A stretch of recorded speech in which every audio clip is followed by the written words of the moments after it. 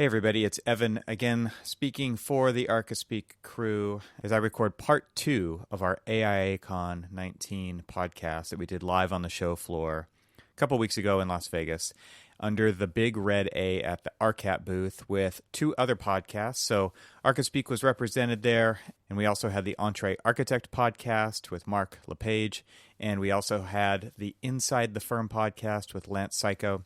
All 3 of us sat down and had a bunch of guests kind of rotate in and out. And once again, with this episode, I'm going to be using those cool chapter markers so that you can skip around from interview to interview. Let me know what you think about that, if you think it's worth us doing that on every episode. I think it's kind of neat, as long as you're using a podcast player that supports it. So if you're using something like Overcast, it's a fantastic feature, and you can jump around within the episode to exact sections. Anyway, a couple follow-up things before I jump into the episode. Once again, just like last time. First thing is, there was some Twitter conversation going on between me and TestFit. We had talked about TestFit on a previous episode, and I can't remember what I told them I was going to update you guys on. So I'm just going to say that TestFit 2.0 is out. So check it out at testfit.io. It's an awesome, amazing, unbelievably cool tool. Do you think I like it? I think I like it. It's at testfit.io. It allows you to quickly lay out plans, basically do all kinds of neat test fit options for different design options on a site. Unbelievably fast, super cool. You can push this stuff into Revit, all kinds of neat stuff. Anyway, I think I've said enough nice things about them. Check it out, testfit.io. Let's see what's next. Okay, so we just had the BIM Bop at USC. That actually just happened yesterday, and I got to meet a couple of listeners there, which was super cool. I basically ended the conference with a 5-minute presentation, trying to get people inspired and excited about sharing what they know and helping push the profession forward, especially when it comes to technology. That's basically my day job at HMC, but I was trying to get everybody else as excited about it as I am, so I hope that it went over well. I did get some nice compliments at the end, but you know how it goes. It's always hard to tell when you give a presentation how well it was received, and of course it was the very last one at the end of the day. I tried to end the conference on a positive note, and hopefully that came across. Anyway, it was a lot of fun, and once again, thanks to Karen Kenzik and Doug Noble of USC for putting on such a fantastic one-day tech conference year after year. This was the 13th one. Definitely get on their mailing list so that you know when that thing happens. If you live anywhere near USC in Southern California, it's a fantastic thing to get to go to. It's only $55 and totally worth it. All right, so what else? I wanted to remind you guys about the Ask ARCASpeak hashtag. If you want to interact with the show, that's a great way to do it. Just use the hashtag Ask ARCASpeak on Twitter and ask us anything that you would like. We'd love to hear from the listeners. We're wrapping up this series on technology pretty soon here as we're about to take the summer off and go on our various vacations and things like that. So if there's anything you want us to cover, maybe in the last episode, definitely hit us up on Twitter with the hashtag AskArcaspeak. All right, back to the Las Vegas AIA conference. I wanted to talk real quick about this pre-show get-together that happened because of Stoner Bunting, which is a fantastic group of people who connects a bunch of architects together and provides kind of unique access to this really wonderful facility. And I just wanted to kind of bring your attention to it because I thought it was fascinating. It's called the Carpenters International Training Center. It's in Las Vegas. They train carpenters from all over the country, and they're also starting to do it in Canada as well. And it is an amazing facility. I'm going to put a link to it in the show notes so you guys can check it out. But it's basically a contracting school on steroids. They've got amazing equipment, underwater welding tanks, cranes. Oh my gosh, everything that you could imagine. And they're training basically the contractors of the future. Why don't we have this for architects? That's my big question. It's super cool. So check out the link in the show notes and just look at the videos that they've got behind the scenes of the facilities that they've got. It was a great educational experience. I learned so much. So once again, thanks to Stoner Bunting for putting together a fantastic evening and tour of the Carpenters International Training Center. Check out the website. Once again, I can't recommend it enough. You will be drooling if you're into the whole building profession and basically a really cool training facility behind the scenes. So the next thing that I did on my little AIA getaway was I got to go tour the Hoover Dam. And it's something that I've been wanting to get back to for about 30 years. A few years ago, I took my family across the top of it, and it was super wicked hot out so we didn't do anything there for very long. It was really cool to look down from the top of the bridge at Lake Mead and then down to the Colorado River below that comes out the other side. And then the next year, I got to go on a canoeing trip with some buddies, and we started at the base of the Hoover Dam. So that was a neat perspective, looking from the bottom up. So like I said, it's been about 30 years, and I got to go on the tour where you go down in not necessarily the dam itself, but down into the power generation rooms, which was really neat to see the old turbines and basically the whole construction process of that dam. And one thing that I'll say just as kind of a neat trivia item is at the base of the dam, when you're standing down in the turbine rooms, and the docent asks, how thick do you think the dam is down here at the base? And we're way down. We're like 700 or 800 feet down below the top of the dam. So it's a huge structure, right? 660 feet thick at the base, which is just kind of mind-boggling how much concrete there is in this. And they really talked about how there was a giant basket of concrete being dumped every 5 seconds for about 3 years as they built that dam, which is just, again, mind-boggling, the scale, the scope of this project, and how they had to come up with a cooling system to cool it because it was going to take 10 years for the concrete to cure for that dam. So what a neat behind-the-scenes tour. I can't recommend it enough. If you ever get out there, it's definitely worth it. Takes a couple of hours to get down in there and do all the neat stuff. You get to kind of go through the old tunnels where they were using when they were building the dam when it was under construction. Anyway, it was fantastic. I took a bunch of pictures and published some of those on my Instagram, so I'll put a link to that in the show notes as well. All right, so this episode picks up right where we left off with the last episode. So if you haven't listened to the last episode yet, that was part 1. Part 2 starts off with Cormac talking about his Road Trip USA, where he's describing how he and his son are about to embark on Road Trip USA and drive from coast to coast. And I'm going to put a link to his Instagram in the show notes because he posted a lot of really cool pictures about different forgotten America, kind of ruins and things like that. And then as he worked his way across the U.S., it was really fun to follow along and watch that and the pictures that he posted. I'm sure he has a lot more on his fancy camera that he needs to post still. So this is a little reminder to Cormac, get those pictures posted so that we can all check out everything that you experienced along the way. And then after we catch up on Cormac's road trip and what was about to happen, by now that's all been done, we start the podcast off with our first guest, who was Leah Alyssa Bayer of Evia Studios. And what's unique about Leah is that she won the Charette Venture Group Architectural Business Plan Competition. So that's where we pick up this episode. We also talk with Earl Parson of Parson Architecture and Clever Moderns. He's got a couple different really neat sites out there.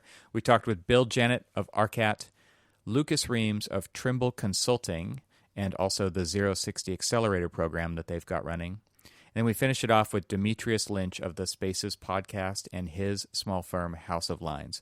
So it was really fun. Once again, it was great recording on the floor. Let's jump into it and pick up where we left off the last episode. Start from the beginning. Your son just graduated, and he's here. Yesterday, the reason why I just got this morning to the show was because my son, who I had completely convinced myself for the past 3 months that he was graduating on the 5th and that I would make it on the 6th and everything would be great.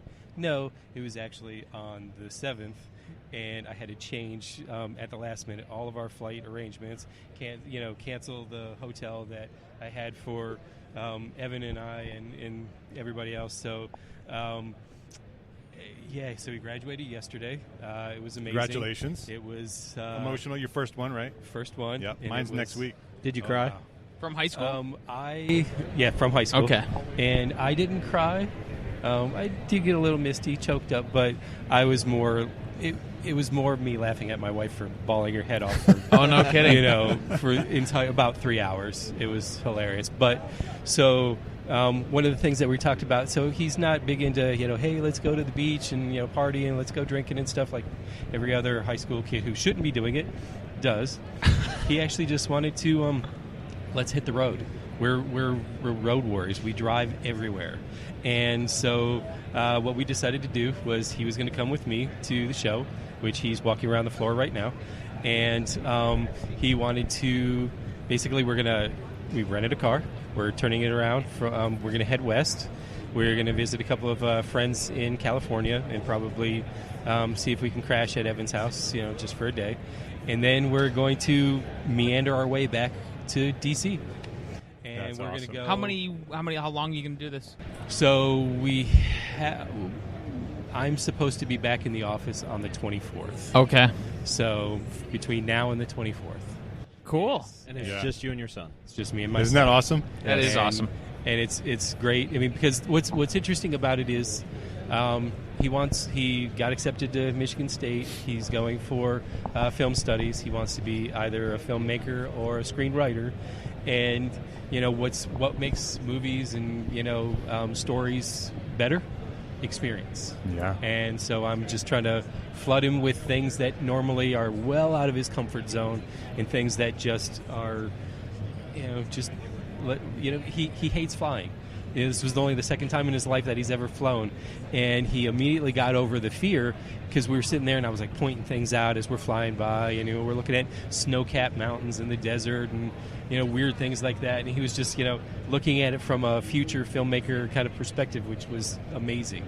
I was just kind of watching him kind of like absorb stuff, and that's what this trip's about. Is he documenting any of it, or is he just so absorbing that's why it? the big fancy camera sitting over there, although he has no interest in any of this around us. But that camera right there is, I told him it's free to you do whatever you want. It takes video, it takes amazing pictures. So we're So good. not only is the experience of driving back with your son going to be fantastic, but to have it documented. Yeah. But I would say one thing, because I documented my honeymoon in Italy, and I experienced the entire thing through a viewfinder. And so make sure he doesn't miss the experience by Sure. trying to document it. Yeah. Oh, absolutely. Are I there totally any agree. places that we have to hit beyond California, or is this just random? So we have a friend in Boulder. So we're definitely going to Boulder. She's offered a couch for us, and so we're going to kind of meander. I think the West Coast side of things, we're going to do California. I might convince him that, as I was telling Evan and Brett earlier today, that we might go sulking at the Sulk. Cool. So we may drive all the way down there, because that's on my bucket list, and I might have to force a little bit of architecture Sure. on him. But and then we're gonna we've got a national parks pass. We're gonna hit national parks on the way up. We're gonna go through southern Utah on our way, kind of like up into Colorado, and then once we hit Boulder, we have absolutely no idea where we're going from there. You got to see North Dakota. We've debated about that. We've honestly debated about that totally. He's been begging me for years to go see, and I understand that it'll be a great disappointment to him, but he wants to go see Mount Rushmore. Yeah. Because he'll be like, oh, really? Yeah, there it is. That's it? Let's go. Couldn't they have cleaned up the pile of rocks? But you could stop off in Colorado. That's You what got it. I'm saying. That's why I asked. Are Yeah. you going to be in the office? Because we might come knocking. Yeah, you should. Let's go. We'll take you out for lunch. Oh, That'd be absolutely. great. Yeah, That'd be that would be great. cool. Lots of good tacos. Well, I want you to know that you're an inspiration to me and my son. You also got me in trouble with my son Uh-oh. because he found out that you were bringing your son. And he's like, Dad, I'm graduating. Why don't you bring me? I'm like, And we could have No. driven back. See, you could have shipped the Camaro out here. Yeah. And driven back. Or just I'm given not it sure to it would me. make it back. But I think what you're doing is great, and I want to do that same thing with my kids, and not necessarily as involved as you are doing, but I'd love the idea of sort of spending one-on-one time with your son before he sort of takes off and becomes a man. So now I have 2 years, and then my next child graduates, and he's already planned our trip. Yeah. And his is he the rugby player? he's the rugby player. You're going to New Zealand. No, come on. no. As much as I would probably love to, no, he wants to stay. Well, I would say continental, but it's not. He wants to drive from Miami to Anchorage. Wow. Wow, that'd be cool. We're Go diagonal. ambitious people. Yeah. Well, you got to come back and tell us On that that story. on that trip, you can come crash on my couch. Yeah, exactly. And Nick, thank you for hanging out with us. No problem. We're going to need your seat and your mic, or else you could have stayed. That's fine. But you're welcome to stay and hang out with us. All right. I'll see y'all later. All right. Thanks, Nick. All right. Have a seat, Leah. You too, Earl. We're going to do this. We're going to do this together. We've been doing this all day since 12 o'clock, and we've been we've been overlapping, and I think that you guys have a great story that you can each tell your stories, and then we'll have a good conversation about passion and about what you're doing, because I think you're both very passionate about what you're doing. Let me just introduce you. Lisa Bayer, right? Yes.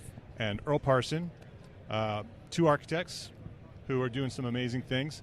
Let's start with you, Leah, and introduce yourself, and then we'll have Earl introduce himself, and then I want to have a conversation about building businesses and architecture and sort of following these big ideas and these big dreams. Okay. And so let's Sure. start with you. As you said, I'm Leah Bayer. I am based in the Bay Area in Palo Alto, California. Put the mic real close. Ooh, Yep. I'm not used to doing this. That's okay.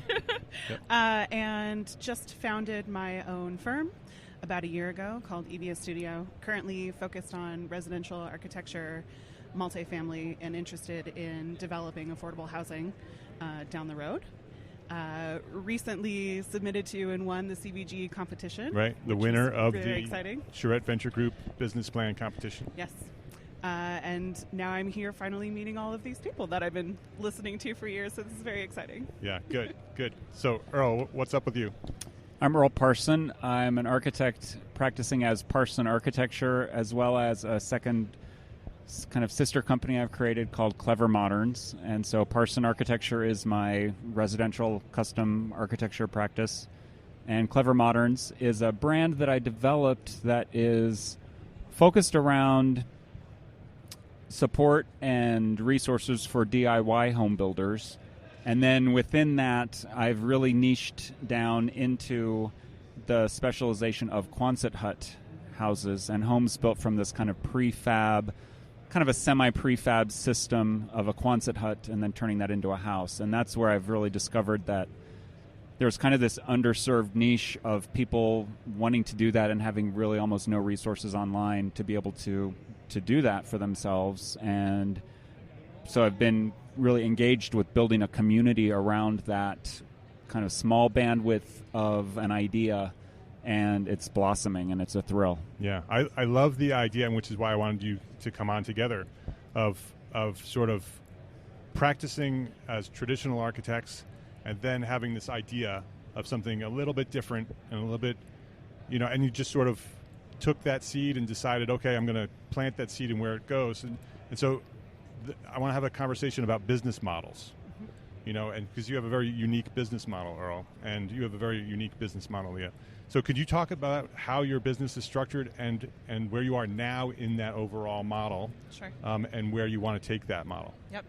So it's definitely in the very early stages. Feels much more like a traditional practice, although we are a completely virtual firm. It's myself and now 4 other women.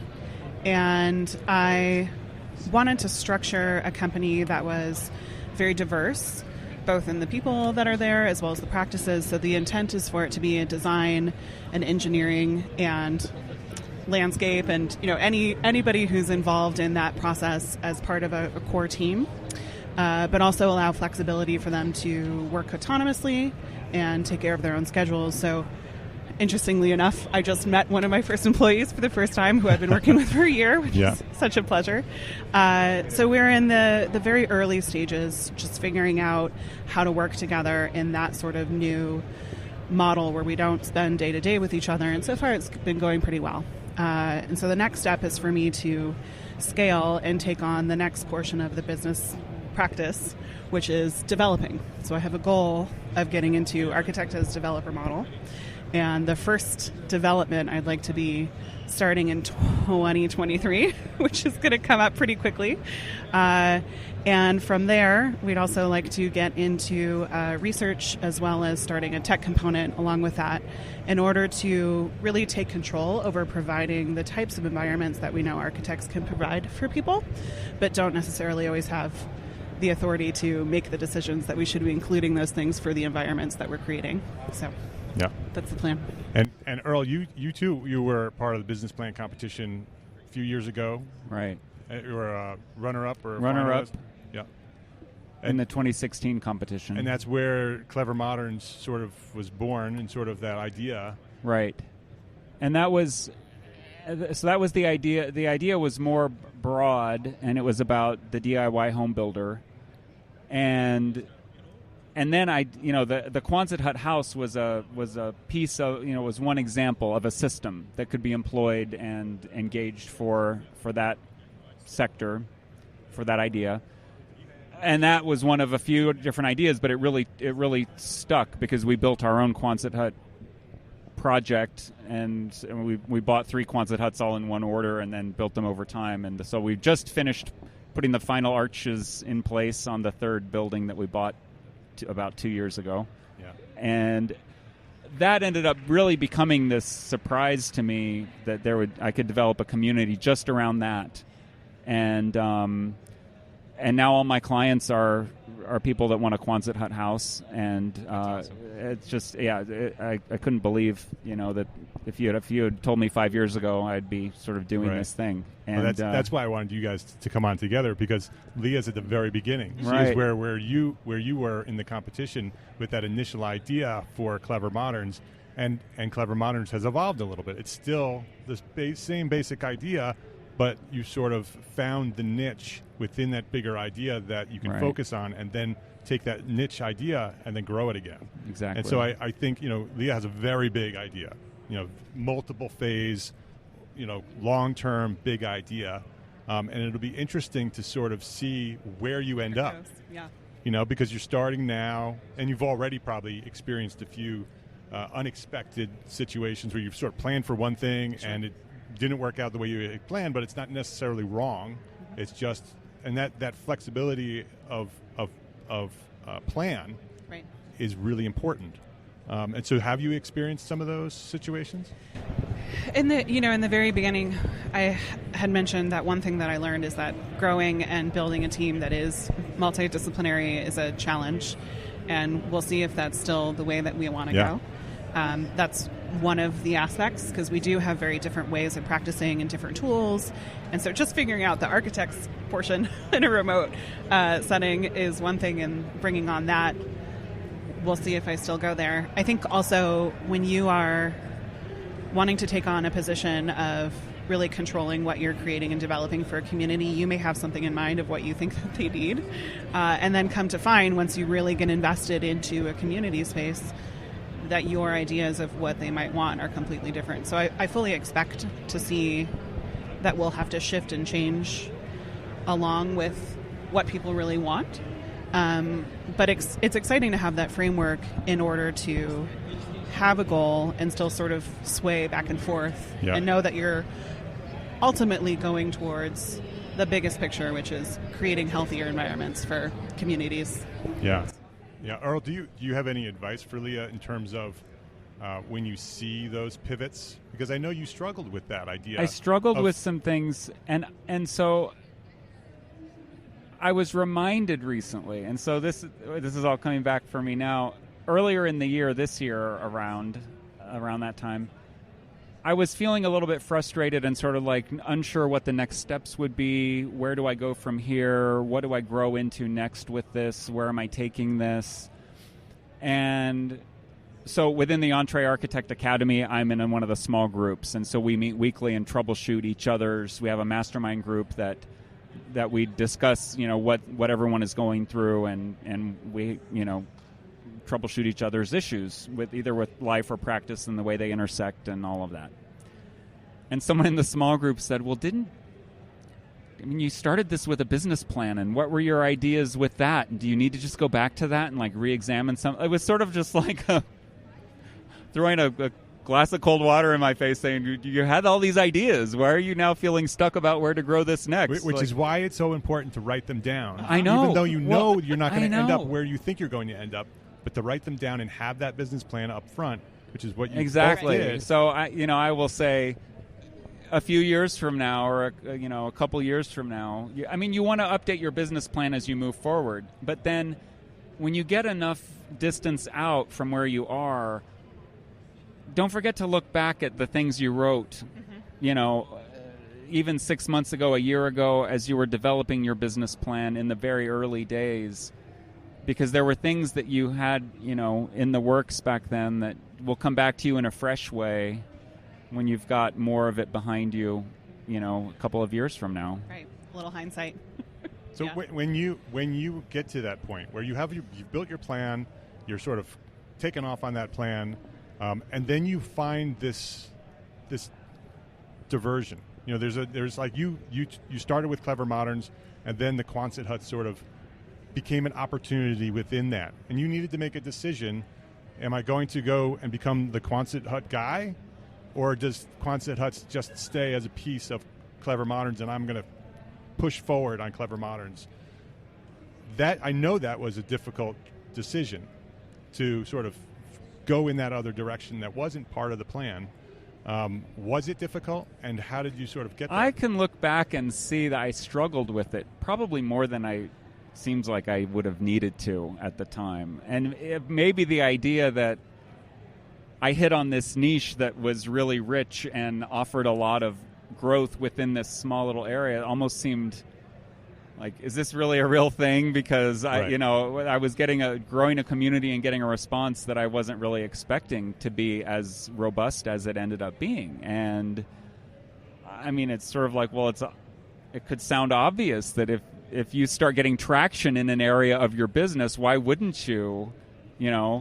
And I think that if you find a small area where you can start to get traction, that traction can give you momentum to broaden back out into other areas once you get that momentum going. And I think the momentum is incredibly important to get. Yeah. So I think if you start discovering there's an unexpected way in which something's resonating, don't think too hard about getting excited that something is resonating and going after it. I mean, but it's hard, right? Because you pour your heart and soul into developing this plan that is the ideal, this is what I want to do with my life.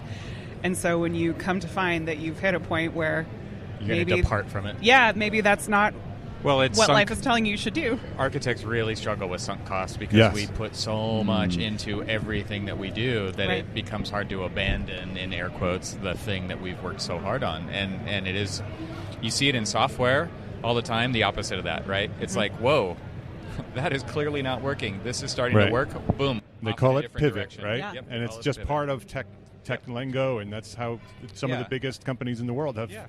been created. Robert Ewan from Monograph was here earlier, and he talked about that. I mean, and he's still supporting customers who built websites on his platform, but they don't make the platform anymore. They still continue to support the people who are there, but they're doing something different now. Yeah. And I think that is a struggle for a lot of architects. Yeah. Because we were trained to draw the partie diagram, to guide our project all the way through in something we could always go back to and look at and say, well, that's how I'm supposed to do it. I wrote the language, right? It's mine, I own it, and it is hard to let go of that. For Yeah, sure. and when I train on business, that's why it's so important to write a business plan. And I think a lot of architects hear, oh, you got to write. I don't want a business plan. I want to just do what I do and see where I go. I don't want to be constrained by having a business plan.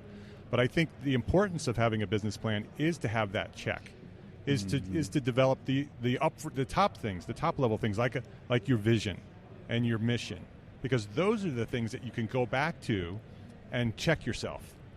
The rest of it can evolve, but your mission and your vision typically will stay, right? Because they're big pictures, the big picture idea. So when you are presented with that opportunity and that potential scary decision on should I pivot or should I keep going forward, you go back to your mission and your vision and you read what you wrote, and then you go back to that document and you say, that's why I'm doing this. And so then you can reevaluate that decision and say, is that decision something that I want to pursue, or is that something that I don't want to pursue? Or does it match my vision? And if it doesn't match my vision, then you have a conscious, intentional decision on whether you are going to shift the vision or continue on the original idea. So that's why that's the message of the business plan competition. Exactly. Is to make sure that people understand the value of doing that. Even today, like you said, you're going back to that original plan and reminding yourself of why you did it, so you can make a conscious, intentional decision. And even if it's to decide there are parts of that are really no longer relevant. Exactly. And that's Right. okay, too. It was a And that's- snapshot in time, Yeah. and it was the best information you had at the time. And you might find then there are parts of it that oh, yeah, that was, and that's still look at what I know now and then how that could Right. apply, and now let's do this in like an even better way or something. Right.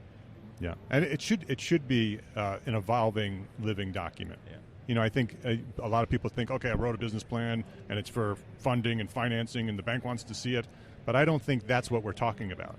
We're talking about a one-page documentation of what do I want to do, why do I want to do that, and where do I want to go.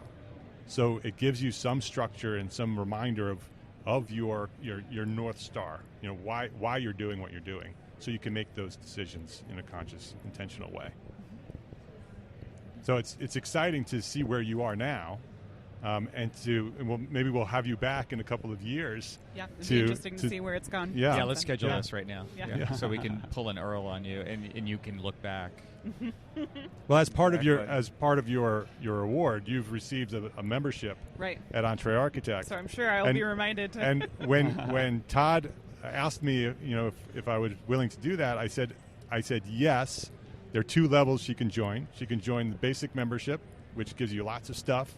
But if you want to join the mastermind group, that's available to you too. But you have to commit to being part of that mastermind group, Yeah. and participating on a weekly level, making it a priority, because that's when those things are valuable. Because when you have that opportunity, like you said, Earl, to make that shift, and you're struggling with that shift, you have a group of advisors who know you well, which is why those groups are so important, because you've built a relationship with these people. They become your family.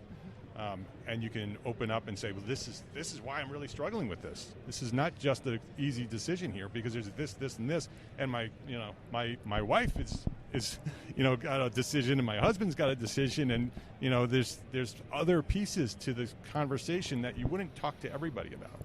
And so I think if you're willing to do that, we'd love to have you as part of one of those groups. Yeah, for sure. I've been sort of tracking what the mastermind groups are doing and when they've been open.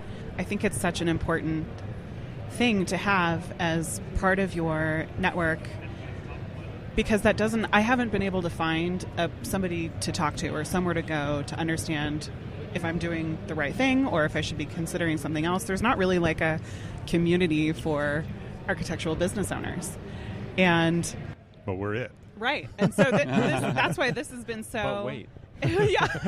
If only. So exciting to me to have access to people who are struggling with similar questions or have already dealt with that, a few years ago, and be able to see from a fresh perspective. I think I would love to do that. Yeah. It would be wonderful. Great. I think what's so neat about the community that you built, Mark, is that I'm not a small firm architect. I don't have my own firm, but I can still contribute to Right. that Yeah. with the things that I know really well. And I can even take things that we're implementing in a much larger firm and distill that down to anybody. It doesn't matter what size you are. Here's our experience. You take it or leave it, right? But if somebody needs to tap into where else can you tap into a larger firm?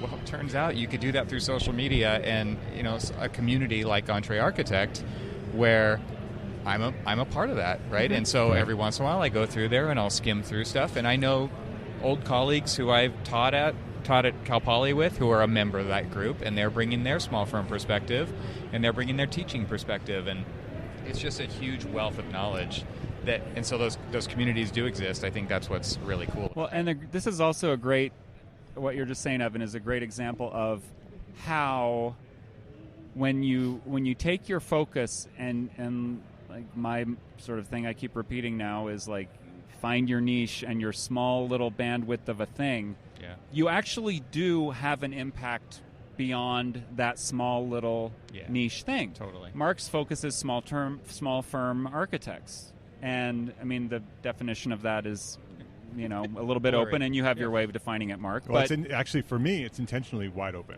It's self-defining. It's if well, you decide that. And so Evan is here, like contributing and benefiting from that, even though he's in a certain technical sense outside of that definition in a lot of ways. Yet, here it is. The ripple effect and the impact of the niche focus go beyond the niche, and it's like another reason to not don't tune that idea out if you think you want to make a bigger impact than just to have like a small little area that you focus on. And I think I get more out of it than I put into it. And I think that's probably true for everybody, because there's so much knowledge there, architectural knowledge. Like, that group is making better architects because they're discussing code issues. How have you handled this before?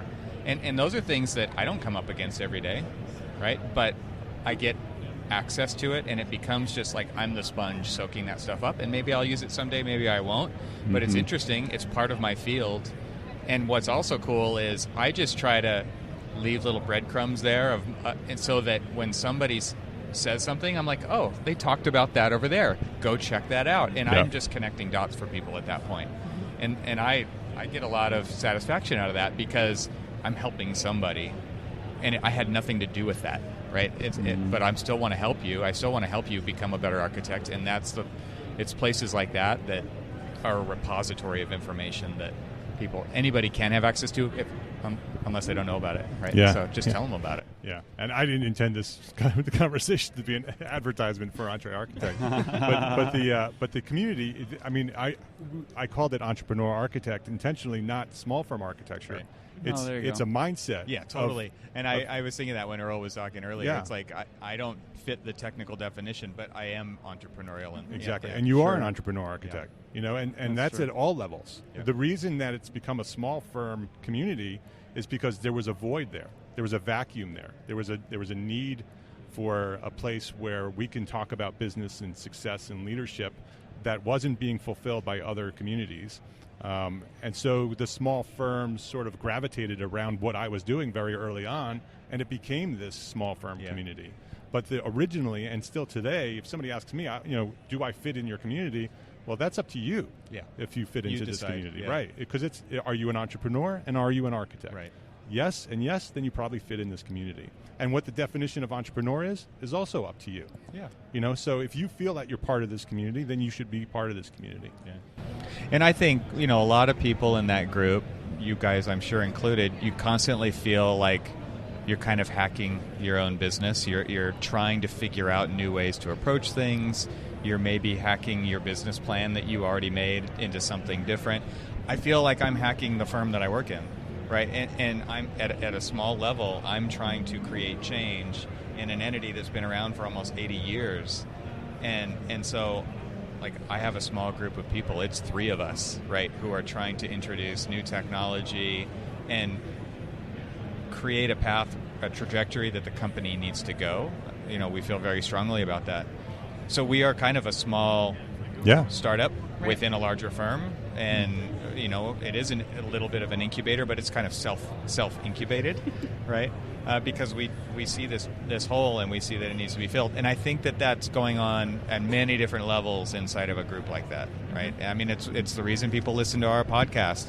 They're looking for other perspectives, different ways of doing things, insights, experiences, and it's the same for Entre Architect, it's the same for F9 and inside the firm. People are putting the information out there, and it just becomes this wealth of knowledge. And I think that because of the internet and because of all of these different platforms that are available, you just have to figure out then how to navigate it. So. Right. So as we wrap up here, because we're going to bring Bill on, how can people reach out to you and see what you're doing? They can go to eviastudio.com. EVIA? EVIA, yep, in studio, or Evia Studio, really on any social media is where I am. And it's just me managing those, so it's pretty easy to reach me through there. Yeah, so we can watch your progress and see how it's going and watch you pivot when you pivot. Mm-hmm. Yes, and I'd love to reach out, and I was so bummed that I didn't get to talk to many of the other people who attended last night, so if you hear this or if you saw me there, please do reach out. I'd love to connect. Yep, great. And Earl, how do we see what you're doing online? So clevermoderns.com is my website. The blog there is updated a couple times a month with our updates from the property build-out with the Quonset huts in northern Arizona. And for kind of the most up-to-the-minute, kind of latest photos are on Instagram. And then my Instagram is Quonset House, so at Quonset House on Instagram. And I'll just throw it out there that we are going to be, we seem to be on track to have the loft house open as a Grand Canyon vacation rental starting in the spring. Yeah. I'm in. And we'll do a friends and family soft launch the first year, which will be next summer, because then we're going to be right on to the next build. There will be some construction activity on the property, and we're getting our feet wet as being vacation rental, Don't be hosts. surprised if So- there's an Entree Architect retreat in the future at the Can I go? Quam we House. definitely want to. I would love for my architect friends to come. Yeah. Bring your use, tents. Use the property. Yep. We've got acreage. You can camp out. You can just That's cool. stay in the Quonsets and have a nice time. So, Yeah. Very cool. Thanks for coming. great. Appreciate Absolutely. it. Thanks for Leah, having me. thank you very much. Thank you. We'll be definitely Earl. watching Nice to your meet you. progress, both of you. All right, we're going to take a quick break from this episode to mention our sponsor, and that, as you probably have already guessed, is ARCAT, since we were recording in their booth at the AIA show. So it's spring, which means it's time for growth, renewal, and adjustment, but we're not talking about your failed New Year's resolutions. We're talking about building products. Manufacturers are removing, adjusting, and adding products to the catalogs to meet standards of an evolving industry. That means your old CAD, BIM, and specs might need updating. Luckily, ARCAT works with manufacturers to get their newest information online, so you know you are getting the latest and greatest from a building product company.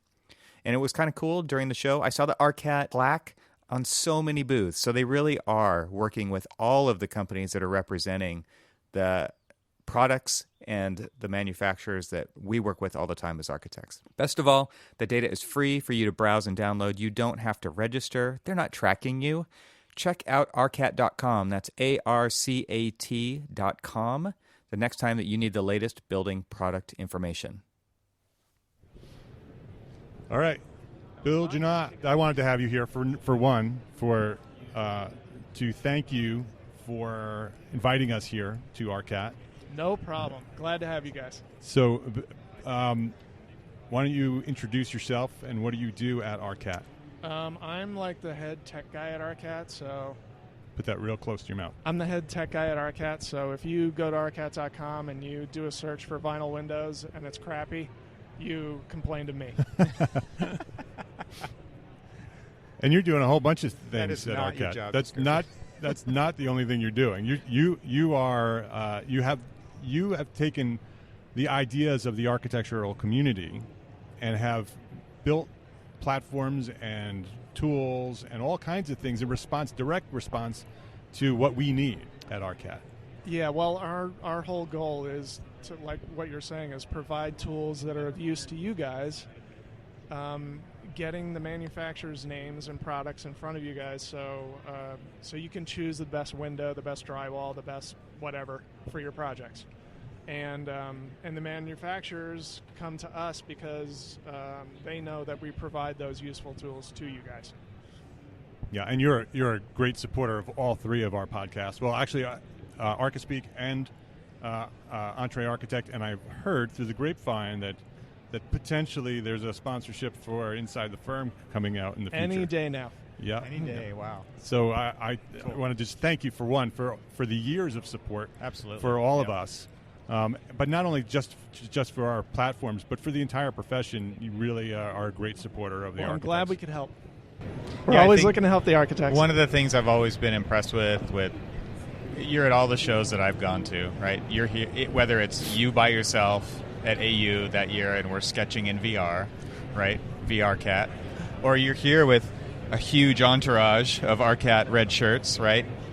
Like, you're constantly looking for ways to help architects. Yeah. And I think and you're always asking me, what can we do? What Yeah. can we do? What can we do? And I'm sure you're not just asking me that, right? So I think that is something that really sticks out to me about ARCAT. And so, yeah, I second Mark's thanks for what you're doing for the profession beyond our platforms. I'm not an architect, so I need the pros to help guide us in the right direction and provide the best tools for you guys. So you always have some interesting things going on. You had VRCat, you had full VR before a lot of the others were doing VR. You have some of the other products that you're doing. Charrette.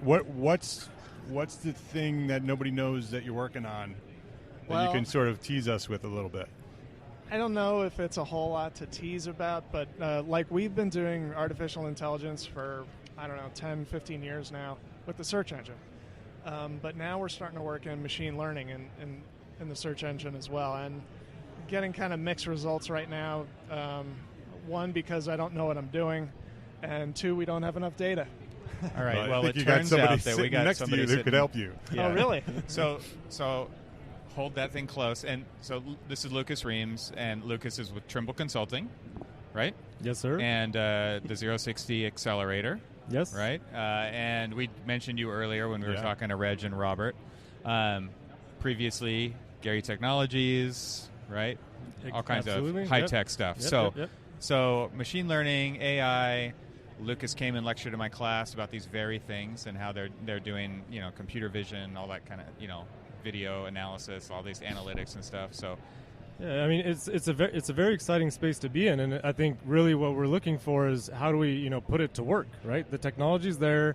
There's a lot of interesting platforms that allow the technology to be accessible, either through customization or even some package platforms, and so it's interesting to work with folks that are actually putting the pedal to the metal and just getting some use cases and some of the technology applied. I think one of the neat things that ARCAT has that a lot of, and architects too, they just don't know what to do with it, is this data, the database, right? They've got all this stuff, figuring out how to make it work for you that a lot of people struggle with. Just because you've got data doesn't mean it's the right data. Just because you've got data doesn't mean you know what to do with it. You got to start asking yourself the right questions. What do I want to do with this stuff? What should I be collecting? What do I not need to be collecting? Yeah. There's a lot of things that people are struggling with. There's quite a bit of unstructured data as well, and You talked about data smog. yeah, exactly. Data smog. Yeah. And going through the process and doing the housekeeping to actually make sure that whatever data that you're tracking or maybe not tracking, for that matter, gets captured and structured in a way that's usable. But then, so that's the the infrastructure behind the data. But then there's also the people side of it. Growing and emerging into being able to do data-driven project management and design management, and being able to leverage the information that you have to actually make valuable decisions, and not everybody's there, and so I think there's sort of a growth that we need to facilitate. So you guys are looking to take that data and streamline the project management part of it all, or? Well, I would say in two aspects, in what Evan mentioned earlier. So for Trimble Consulting, we do that with our clients and on projects. So if there's a specific project with specific challenges and goals, then we'll structure the data set, the technology stack, the workflow of the team to be able to help track towards the final successful execution of the project. But then also we work with other companies as well through 060, our accelerator program, to find emerging tech and new concepts and new ways to actually create products around being able to both use techniques such as AI and ML, and then also just even proper data management, right? So variety of topics, but so I think you guys had some of them on earlier. We did, yeah, and maybe you could talk about your first cohort that you guys had go through your program, because Robert and Reg were both part of that, but then you had a couple of others as well. Yes, so we had Tonic DM, Monograph, and Hypar.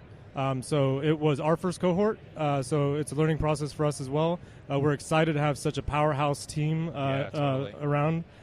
So I think we all had a blast, whether it be going through demo days, giving them access to clients and sort of closed room sessions, then also going through some of the basics, business planning, marketing, these sorts of things. So we're excited about the fact that a couple of them are now funded. So currently in our last iteration, we're equity free, and we plan on staying that way, for a period of time, and it gives the flexibility for these companies to do some interesting work, and then being the stepping stone for them to actually find some funding so that they can continue the work that they're doing. And are you guys looking for more ideas, more people to invest in? Invest is a broad. You invest in many ways into these different companies, but is that going on now, or is that coming up, or where are you at with that, with your next cohort? So the next cohort we're actually launching this week. So if you go to 060.io, you could find more information on that. And as part of the next cohort, we're still keeping a very sort of an open-ended call for entries. We don't want to limit anybody right now. We might be more specific in cohorts to come. But some of the early interests that we have been around, actually artificial intelligence companies that are really focused in, really almost not even quite to the end product yet. And so we're sort of balancing on how we're going to get there with them. But definitely, advanced automation systems and machine learning and AI is definitely a trend that we're seeing of entries. For sure. There's just so much data out there, and that's what you're sitting on a mountain of it. The mountain isn't that big, and I'm not talking about user data. I'm talking about like the product data and the spec data that we have, and it's not big enough. Machine learning needs a mountain of data, like the kind of to data really train it that Google tracks. Yeah. So what are some of the things that you see in the future for ARCAT that AI can actually help you do? Well, a lot of the stuff that we do is by hand. We place a company in a CSI section here. We create a spec by hand. Everything we do is by hand. Of course, we have tools that help us, and intelligence is built into that via code. But machine learning could be a lot more accurate and a lot faster if we can leverage that. But it's a work in progress, and it will be for a while. Do you guys do analytics and tracking, I would assume, of like the types of content people are downloading? What are they gravitating toward? What are they searching for? And starting to kind of marry those things together and maybe making predictions on what people might want based on who they are? I would assume that like anything like that, like while there's one side of that coin which is a little scary, right? They're building a profile out of me, but also on the other side of the coin, saving you a ton of time. Like by guessing correctly. Right. I mean, that's the Amazon model. Early on. Right. Right, yeah. Recommended products, Yeah. right? Yeah. Yeah, we have looked at that in the past, but what we found is that a user will come in looking for a door today, a window tomorrow, and pipe insulation the next day, and there's no rhyme or reason to any of it. But maybe over the life of a project, you could start to see some kind of trends of what they're picking early versus late or things like that. Obviously specs come later on in the project, and very products true. come earlier. I don't know. Yeah, that's a definite possibility. Yeah. But at the moment, we're not really focusing on the user. We always focus on the user, but not as We'll far cut as not as far as like harvesting their information to go down. I know. That Well, route. you don't even require registration to download data. because we know you guys don't want to be contacted. You don't want to be. You come to us to get the information, so you don't have to to search around and talk to a sales rep. Yeah, but as that data, as the selection, as the specifications and selecting specific products becomes more part of the overall process, like what you're doing, Evan, where you're looking for ways to integrate the Revit model with the specifications and the in the future, that's what's going to happen. It's all going to come together, right? Yeah. I mean, and so how does a company like ARCAT evolve to sort of be the player within that scenario where we're no longer going to look for a building product, the building product is coming to us? I think machine learning could help in that respect, in that the machine learning could use the data in the model, the BIM model that is, then run it on, pass it on to a machine learning model that would then couple up with the spec data and somehow marry the two. Yeah, and I think this gets back to what we were talking about earlier with Lucas. So you've got every firm out there's got model after model after model, and every model we did things a little bit differently because we're always learning. And so the cleanliness of that structured data or unstructured data becomes mandated, right, for the machine learning to work correctly.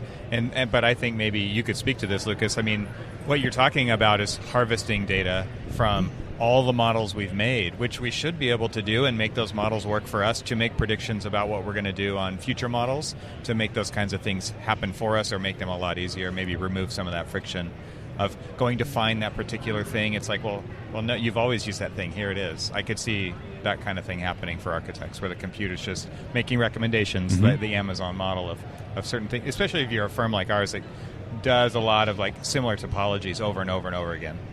Sure, and the fact that you mentioned that as we start a new project, you look at your last project and you say, okay, what did I learn from that, and let me revise some things, and that often ends up resulting in a lot of copy paste, a lot of just on the fly modifications, and so if you take a step back and you think proactively, what are our goals as a firm, and what can we do in advance to actually prepare for some of the things that we're going to be accomplishing on the next project, and absolutely creating a structured data set and being able to leverage. I mean, we're seeing in a lot of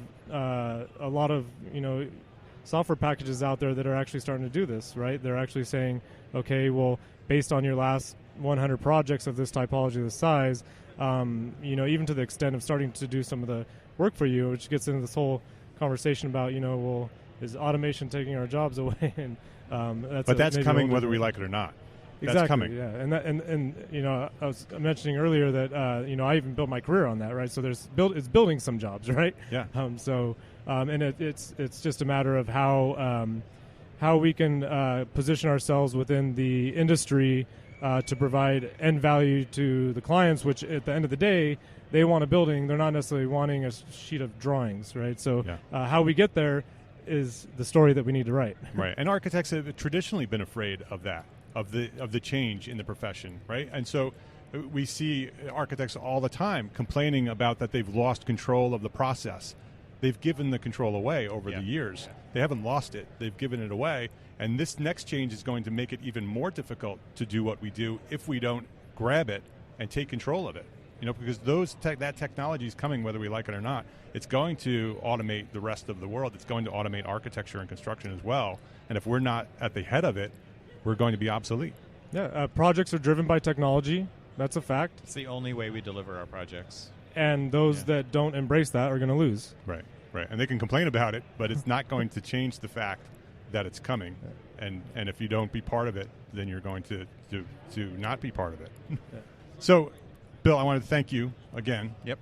For letting us hang out here. We have one more guest that we're going to wrap up here with. But the Big Red A is a big supporter of what we're doing individually as architects, big supporter of our podcasts and helping to get our message out to the profession and the rest of the world. We'll always have a table for you guys ready. Well, we appreciate it. So thank you very much for hanging out with us and talking a little bit and letting us take up some of your table space here. Arcat.com, right? Arcat.com? Arcat.com. ARCAT. Thank you, guys. Lucas, if you're interested, you can hang out because I think the next guest, we can talk about the future of architecture because he's very interested. It's Demetrius Lynch from Spaces Podcast. Fellow Cal Poly alum. Yeah, I think that might be an interesting conversation. And Bill, you're welcome to hang out too if you want. But we're going to need the mic, and so we can pass mics around if you want to hang out. All right, we have our final guest here as we're wrapping up. Save the best for last. The Arcast. And so, Lucas, how do you say your last? Reams. Lucas Reams. This is Demetrius Lynch, Spaces Podcast. Yep. I wanted to bring you on here because you talk about the future of architecture, and you're passionate about the future of architecture. Yeah, in a sense. Yeah, and so I wanted to sort of have a conversation as we wrap up here with the Arcast of where do we think this place is going. We were just having a conversation about AI and machine learning and how that's going to change the way architecture is being delivered and built, and that if you're not part of that scenario, that you're going to have a very difficult time being an architect in the future. And so what are some of your thoughts on that? Yeah, I definitely think there will be a learning curve and difficulties if you don't jump on board sooner rather than later. I think it's definitely going to be the future, and as far as the AI portion of it, it's I see it more as a benefit to the practice, a good tool that we'll be able to use as opposed to being afraid of it taking over our industry. I think it'll be a great tool that'll free you up to actually focus on the passionate part of it, creating the space and being more creative and not necessarily being bogged down with all the kind of minutia work that we have to do. So, Lance, you guys over at F9, I listen to every episode you guys do, so I hear your executive meetings with Al. and you're constantly talking about, you want to stay up with the future, that you want to continue to push what F9 is doing and the technology that's being brought to you. What are you guys doing in the future with where architecture is going? Well, as you know, because you listen to every episode, we're building a new office. So we have a shop space, 2-story shop space, and the first 2 pieces of machinery I want to buy is a commercial level CNC machine and a 3D printer. And a couple of our employees they want to start a furniture company, and we're such stewards of entrepreneurial, helping foster entrepreneurship and entrepreneurs in our firm, such that if you want to branch off and we come to an agreement about this is a partnership and you get to have the space, so they want to do a furniture company, and I think it'd be great, just be another thing to diversify for. So I want to get those 2 pieces of machinery because I want to be an expert in how they operate, how they work. And then I've been asking everybody. Lucas knows, he's already been on my podcast today, and Demetrius is going to be on next after you. And I've asked them, where do you see 3D printing and stuff like that being adopted more? And what does that mean for the architecture community? Does that mean we become master builders? Does it mean that we? Some people have said maybe it means that you can rapidly prototype a crazy curvy facade or something, and have it ready for you in the meeting with the contractor and say, look, no, you can build it, and here's how you do it. It's a mock-up, stuff like that. So we're just always looking for that next thing. Upcodes is a good example. I think you heard about that from Alex. Well, I just went and talked to them, and I just thanked them for doing that. Because and somebody else on the podcast earlier today was talking about, I think it was Bob Wygant from Sumex. He said, I'm not so sure that you're ever gonna automate architects, because we're artists, and we need we're here to be creative and solve problems, and that's something you can't take away from humans. We need that to happen. But on the flip side of that, could you write a script to where it engineers your whole building? We're done with the engineer. I don't have to worry about him not calling me. That's what we were just talking about. Is that that's technology? What I want. Yeah. Technology can take our jobs if we let it. Yeah. It can. And we didn't even touch on 3D printing, and the future of that. But I think the engineering part of that is even more possible to be automated, because it's already just calculations, and that can be plugged into a system that could figure it out pretty quickly. As far as the creative part, I think it's a little bit harder to automate. Lucas, are you seeing that? Because you talk to these guys who are sort of have these big ideas and want to sort of pursue those things. Are you seeing that happening? Yeah, well, I mean, it's interesting because you could say, can you automate a building? I mean, the short answer is yes, but then the long answer is the building process is complex and has a lot of people involved. So sometimes, even though you can, let's say, snap your fingers and all the work is done, somebody may say, well, hold on, I actually need to go through the process of, going through design iterations. What does that mean? So it's, once you start to open it up a bit, then there's more to it than can you do it? The short answer is yes, we can, but how we do it. I mean, today we can design buildings without architects. They're called engineered buildings, right? Yeah. I mean, and you get what you get when you have an engineered building. You don't have architecture, in the sense of what we're hoping architecture right. And then you have people like Earl Parson, who we just had on, where he's taken that form but added the creativity to it, and now made a beautiful structure. So yeah, I don't think you. I've asked that question about 10 times so far, and I'll ask it probably 2 more times now because I have Demetrius and Nick on next. And the perspectives have been really interesting, and because I want to dig deep into that of where do you guys really think we're going with it? Because I think we're on the cusp of it. Yeah. I mean, I was just in the technology section over at the expo floor, and there's a lot of machines that people are selling, and they look cool. And I would like to have a little bit more control on the job site with some of the things we're doing. And then another example is okay, think about drywall. We're putting up drywall. Well, has anybody seen the video going around? It's pretty viral. It's like this robot in Japan. Yeah. You know what I'm talking about. It looks cool. It's okay, now they're just going to install drywall. And the robotic mason that's building the brick walls. Yeah, I think it was 3,000 bricks per day as opposed to a few hundred bricks per day for human. It can rapidly change. And I think I'm more excited about the automation, the technology on the construction side. and whenever it gets to really taking over or really having an impact for us, I think it'll be more time saving for us, and not necessarily taking us over. Yeah. Well, it's at Spaces Podcast. Yeah. You are doing a lot of storytelling. Yes. Right? And yes. so, a lot of the focus of some of the stories that you're telling, you go back in history, Yep. sort of, in order to talk about the thing that you want to talk about in the present and the future. You're going back and sort of talking about the history of those kind of things. What are some of the topics that are coming to Spaces Podcast? Because you've taken a little break in order to sort of focus on what the next level of Spaces Podcast is going to be, and so you want to talk a little bit about Spaces Podcast and some of the other things you're planning? Yeah, so in general, Spaces is about what we're trying to do is tell the story of architecture, because we do a great job talking to each other about architecture, but the general public, I don't think, gets a full understanding of what we're doing. So we're trying to spin it a little bit, so have that architectural education for people that are in the industry, but at the same time telling a story to the general public to try and bring them along and educate them, help them understand not only how spaces go together, but what you get out of well-designed, well-built spaces.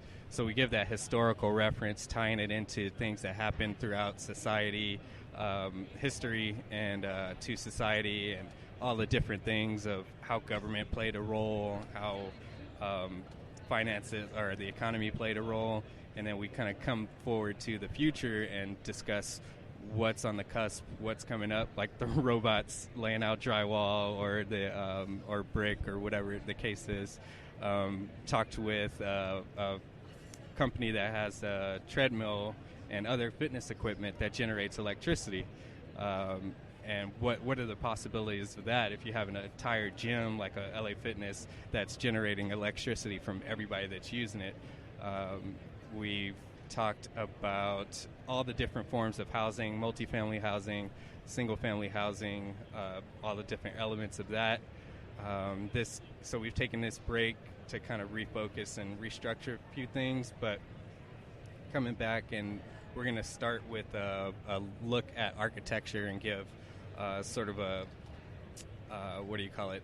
State of the Union for architecture, looking at sort of a global scene of design and design theory. Then we're going to come down and look at the small business, the large firm, and then look into the future of other options for architects, other ways to address and solve issues through a podcast, through books, and all the other things that you can do. And then we have tons of other topics. We're going to talk about cannabis facilities, which was a fun one. We focused in on the Space Needle, so we touch a lot of different things. Yeah, if anything you're interested in, you can probably find an episode you'll like. I love that we have all these different podcasts that we're all and that there's some overlap, in the fact that it's architecture and we're talking about architecture. But they're all so unique as well. That ArchiSpeak is sort of about architecture in a very broad sense, that it's about the architectural profession and the real world of living in and being an architect. You guys, it's like sitting, or you guys, I'm pointing at you as if everybody knows who I'm talking about. So you guys at F9 Productions doing the Inside the Firm podcast, it's like a weekly visit into your executive meeting. Like you and Al are sitting down to talk about your firm and what's happening this week and what's going to happen next week, and you just turn on the mics and start talking about it. And that's so valuable to the profession to sort of see what you're doing and how you're doing it. And Spaces Podcast sort of looking at the history of architecture and how it's affecting the future of architecture. And our podcast at Entree Architect sort of focusing in on business and leadership and sort of living the life of an architect from a small firm perspective, because there's family integration and firm integration, and how do you make your living sort of being a dad and being an architect, because that's reality at small firms. And so all these different ways of doing a podcast is so interesting. Yeah. Well, I'm glad you brought up yours. Obviously, we're going to, but I would like to publicly thank you for doing what you do. it's been an honor to get to know you. I think you've influenced so many people. There's no, your group keeps growing like crazy. And one of the coolest things I've heard so far, I interviewed Earl earlier today, Earl Parson, and he said, I was just listening to Mark in my ear after I got laid off, and I heard over and over again this word, entree architect. So just by putting that word out there, I think you're helping to reshape, and I really appreciate that as a serial entrepreneur and a big C capitalist, that let's put being entrepreneur into the architecture profession, and all the guests we've had on today have been incredible. I mean, we've got these tech entrepreneurs and the stuff they're doing. I'm just blown away, and and every single time they're we're all solving different problems or talking about different problems and how we solve them. But these tech guys, it's so amazing, and I just giggle inside when they're they talk about why they did it. It's because they hated that task. Yeah. And they wanted to automate it, right, and make it easier. And for that's the everybody to do. essence of the entrepreneur, Yeah. right? Is that you solve the problem. Absolutely. And we were saying before, the definition of entrepreneur architect is up to you. That whether you feel that the definition of entrepreneur, whether it's somebody who's just out there to make a lot of money, or you're out there to change the world, those are both entrepreneurs. And that we're already architects. We've been trained as architects, and so it's a mindset of whether you're an entrepreneur architect or you're just an architect. And so, thank you for your kind words. I appreciate that. Lucas, you were about to say something. I was just going to say, from a listener's perspective, I've heard everybody's podcast here, and just the fact that you're taking advantage of the platform, but then in addition to that, being authentic and transparent. I see that from everybody, and it's just something that I think the community sees. So I would, speaking on behalf of the community, it's much appreciated.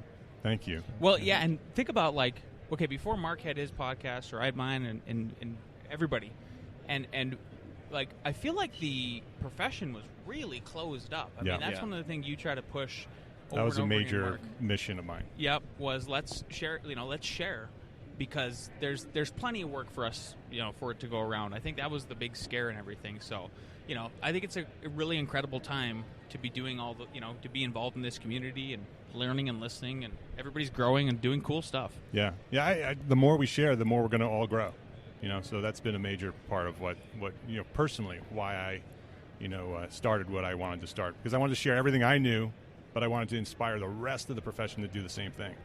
And I think that within the community that has happened. I think that we're starting to change the profession individually by, we're all individually sharing, and that culture is shifting. And that will permeate through the rest of the profession, whether they like it or not. The small firms are sharing among themselves, and that we're not waiting for the AIA and the larger firms to tell us how it's going to be done. We're doing it ourselves, and we're figuring it out ourselves, and we're going to share that knowledge with one another. And I think people are clamoring for that. Yeah. It's just sitting in on all of these sessions this week. There's a palpable desire for this collaboration and to start to move the needle in a different direction. Yeah. So I think it's generational too. I think society, if you look beyond architecture, society is becoming more entrepreneurial. They're becoming more sharing. In other industries, you're seeing that happening where we're trying to share with one another. Even, go ahead. Oh, absolutely. My related story about that sharing and the demographics. So us three on this side are millennials, right? And my wife. What are you saying, Mike? You're a sage. My wife is selling our condos in our development, and Alex and I knew who we were designing for the whole time. It was millennials who have their crap together and could buy a house, or in this case, a townhome, right? And so she didn't believe us, and whatever. But everybody we've sold to is late 20s, early 30s. They are professionals. They have their stuff together, and they like urban living because it's an urban infill development. And so she brings us last couple up to the rooftop, and they say the one guy is just so impressed, and he's like, "So did the architects try to create this shared experience with everybody up here? Because there's no walls, and you can all the rooftops can talk to each other." Yeah. She goes, "Yeah, sure." Yeah, exactly. We did, actually. Right. Yeah. So it's real. I think it is, and I think that overall, I think society is shifting, and I think it's comes and goes. It's all waves, and I think we're moving into a period of history where we are more collaborative and more sharing and more open and more kind. I think that's something too that's shifting. That we're not as aggressive as time is shifting. And you see politics. Politics is rough right now. Yeah. But I think as a reaction to that, individually we're becoming more caring with one another because you're sort of responding to that outside aggression. And this could go in a very different direction. We're at the end of our time here, but I think we are being more kind, and that's when I say love, learn, share, which is how I end up every episode, because that's the essence of what I want the world to do. I want the world to care for one another, and I want our community to care for one another. I want us to learn as much as we can possibly learn individually, and then share that with everybody else. Because if we all do that, then we all benefit, and so. If we can do that individually, I think society, will follow. So I think if you guys want to get Cormac and Evan, and we can wrap up our show here. Cool. Yeah. Thanks for being Lucas, on, guys. Thank you very much. Thank you. Thanks, Mark. I didn't get to say thank you in the beginning. You jumped right in. Yeah, you're welcome. So thank you for before you hang up the mic, how do we sort of connect with you? Oh, so you can find us Spaces Podcast, www.spacespodcast.com. If you want to check out my business, my architectural side, it's House of Lines, and Lines is spelled Lynes, houseoflines.com. And all the information is connected through those two sites. Very cool. All right. Thanks for hanging out with us. Thanks, Mark. All right. Let's get Evan and Cormac back in the seats, and let's put a bow on this baby. Here we are, boys. I'm tired. How about you Back guys? where we started. Yeah. Yeah. So we're back with the four of us. Ooh, the seat's warm. My son ate my hamburger.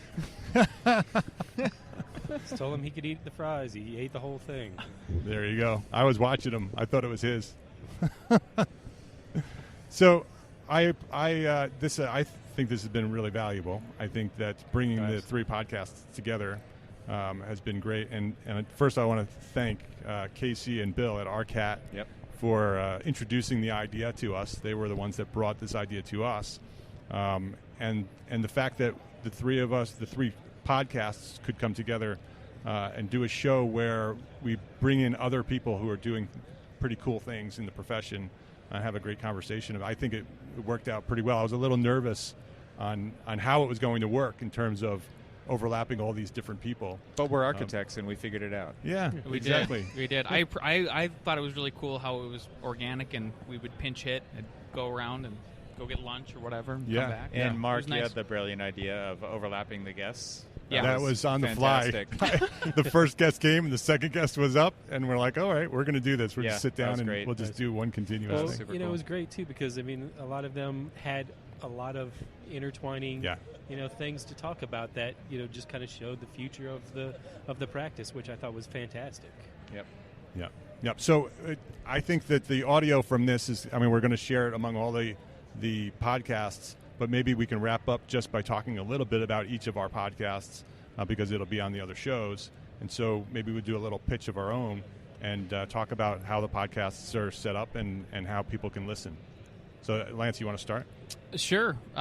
We are on all the major platforms, so you can find us on iTunes, Stitcher. SoundCloud is one of our main platforms too. We have a lot of SoundCloud listeners. We're just thankful for your support, Mark's support, Evan's support. Everybody in the community has been fantastic, and our growth has been amazing. And we're just here to. But the most rewarding part about it is, honestly, I went through and looked through our iTunes reviews lately, and there's 64 of them. We have an excellent rating. I want to thank everybody for that. But the things people are saying to us are really amazing. Like, that's the best reward. Yeah. Yep. Agreed. One person came in and they said, like, hey, I quit my job. I'm going to start my own firm now because of you guys. Because of you guys. Yeah, right. It's your fault. Yeah. You're like, whoa, too much pressure, too much pressure. I like how you're looking at that as glass half full right there. That was great. Yeah, exactly. And so that's been the coolest part. Some people also have said, like, when I had Lucas on, he was like, hey, we took your advice. And there was a project that was trending in town, and if it wasn't for us being 12 hours late, we would have been front page. We would have been on the news. It would have worked like that kind of marketing strategy that grass level thing. Yeah. So just stuff like that. Like I'm just here to, as you know, like help foster more entrepreneurs, more people that are interested in just doing their passion and making money doing it and living a happy life, because happiness is everything. So. Yeah. Do better work when you're happy, right? So it's Inside the Firm Podcast. InsideTheFirmPodcast.com is the website. Find us on iTunes and leave us a review. All right. Inside the Firm. And what about you guys, ARCASpeak? Well, before we get into Evan talking about us, me, I'm going to make him do it instead of me. I've been reflecting on the fact that, like, we're sort of the old timers of architecture. I don't know how that happened, Cormac. But there's so many architectural podcasts out there, and it's fantastic. I absolutely love that, because we're all talking about the passion that we bring to this profession, and that everybody has a voice, and that there's no single voice that's above the others. The and voice that there's of no, architecture. Exactly. Yeah. And there's room for many more. It shows the generations, and it's just so fantastic to actually see that. Yeah, I agree. Yeah, and this is a great place for that to happen, like to see each other in person. Yeah. And just talk about and be like just.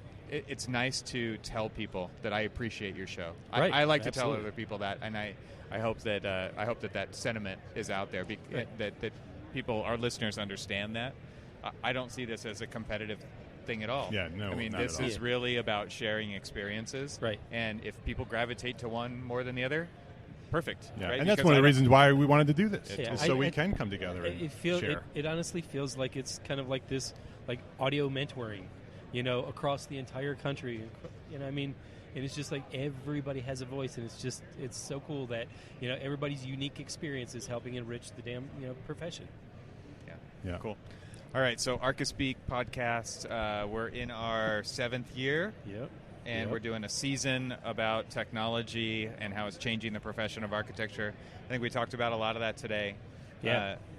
And you can find us at arcaspeakpodcast.com, and you can find us on Twitter at ARCASpeak without the E and the A, right? ARCHISPK, ARCASpeak. And that's about it. Yeah. So I want to thank you guys for not only doing the show, but for doing what you do every week on the podcast, because I think that, like I said before, we're all doing individual different things, and you're an inspiration to not only me, but to the rest of the profession. The fact that you guys have sort of opened up the world of architecture to not only architects, but to non-architects, that you talk about all these different ideas and concepts of being an architect. And to have that weekly, business meeting with your partner is so enlightening to sort of see what you guys are doing. And not only that, you're very inspirational as architects, that you keep pushing the limits of what architects are and what they do. And so have that inside knowledge of what you're doing is very inspirational, to have others have that access. So I appreciate, Lance, what you and Al are doing, and I appreciate what Neil and Cormac and Evan are doing at ARCASpeak. And actually, we appreciate what you and Sarah are doing. Yeah, that's right. At Entree Architect Podcast. Right, and Sarah's going to have some work. Yeah, that's a lot of cutting time. Right. Sarah Rowe, my podcast producer. So thank you, Sarah. So for me, it's entrearchitect.com. We do a podcast. We used to do a blog. Blog's still there if you want to search for it. We don't write very much anymore. It's all podcast, maybe a YouTube channel in the future. Sweet. Do it. I'm in the process of moving from New York to North Carolina, and so that's my focus right now, is trying to get down to North Carolina. But I was talking to some of the people earlier today that I have really big plans for not only Entree Architect, but some other things that are going to become bigger than Entree Architect, and Entree Architect is going to sort of be a piece of. And in the future, we're going to start talking about that. Awesome. And that's, for me, super exciting. I'm really excited about what these big plans are. And so listen to the podcast at entrearchitect.com, Entree Architect Podcast, and you'll be able to hear the whole story about what we're going to do. Not only me as an architect in my transition to North Carolina and the renovation that I'm going to have on this new house, but just sort of the evolution of Entree Architect and what we have planned in the future for small firms. So cool. I think thanks for tuning in, everybody. Yeah, thanks. Awesome. Appreciate it. I think that's a wrap. So See you next time. see ya. Thanks. All right, that's it for this episode, basically ending our 2-part AIACon19 show floor recording extravaganza, about 3 hours of recording for all of us. It was a fantastic event. Once again, thanks to Bill and Casey from ARCAT for allowing us to use their booth and sit there and record for such a long time and have so many people kind of filtering in and out. It was fantastic. And I'm really looking forward to the next year's AIA conference because it's going to be in my backyard right here in Los Angeles. So I'm really looking forward to that. Looking forward to meeting up with a bunch of my old classmates and a lot of our listeners. LA is going to be a fantastic location for this. There's so much to see and so much to do. And there's a couple other things I want to mention real quick. I definitely want to remind you to check the show notes for all the links to all the people and the companies that we mentioned during the episode. There's a lot of great information in there, so definitely check out the show notes at arcaspeakpodcast.com. And you can sign up to get those emailed to you on the right-hand side of the website as well. I know we haven't said that in quite a while on the podcast. And then there's two things that you could really do to help the ArcaSpeak podcast and the Entree Architect podcast and the Inside the Firm podcast. If you just take 5 seconds to rate us in Apple Podcasts, you can do it either through the iTunes interface or you can do it in the Apple Podcast app.